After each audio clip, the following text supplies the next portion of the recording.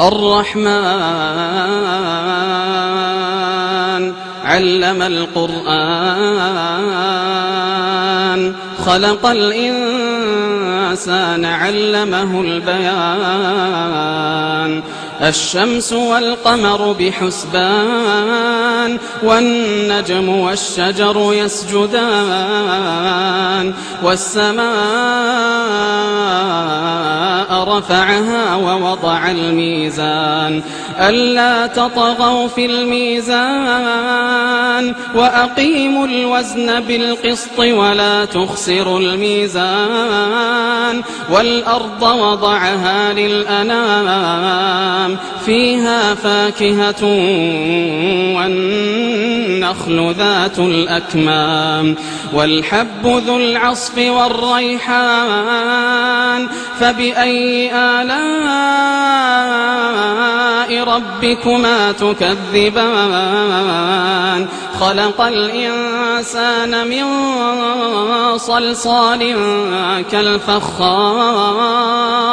وخلق الجان من مارج من نار فبأي آلاء ربكما تكذبان رب المشرقين ورب المغربين فبأي آلاء ربكما تكذبان مرج البحرين يلتقيان بينهما برزخ لا يبغيان فبأي آلاء ربكما تكذبان يخرج منهما اللؤلؤ والمرجان فبأي آلاء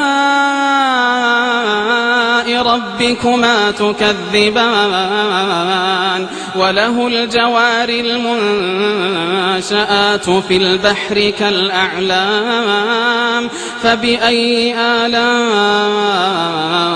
ربكما تكذبان كل من عليها فان ويبقى وجه ربك ذو الجلال والإكرام فبأي آلاء ربكما تكذبان يسأله من في السماوات والأرض كل يوم هو في شأن فبأي آلاء ربكما تكذبان سنفرغ لكم أيها الثقلان فبأي آلاء ربكما تكذبان يا معشر الجن والإنس إن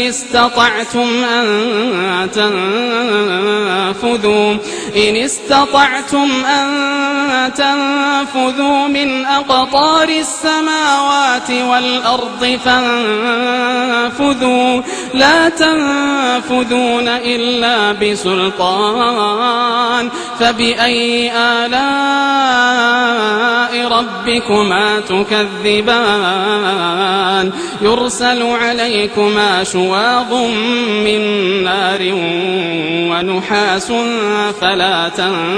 تنتصران فبأي آلاء ربكما تكذبان فإذا انشقت السماء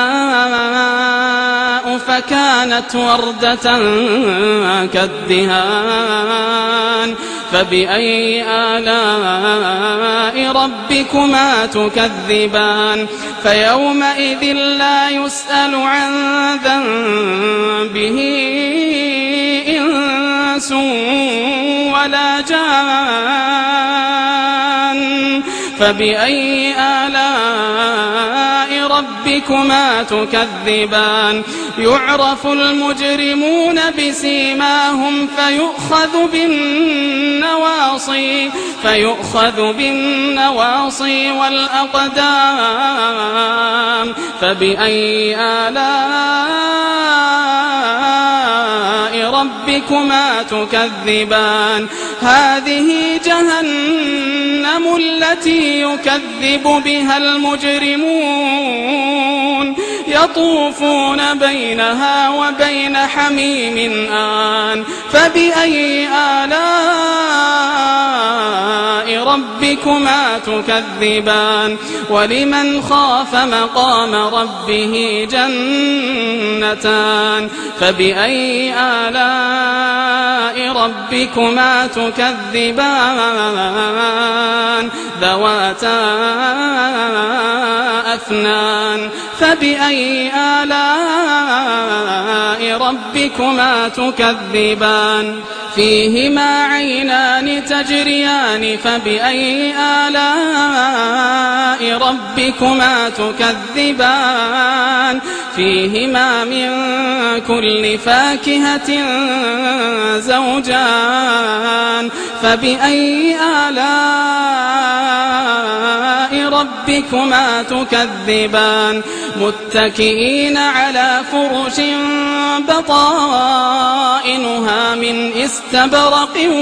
وجنى الجنتين دان فبأي آلاء ربكما تكذبان فيهن قاصرات الطرف لم يطمثهن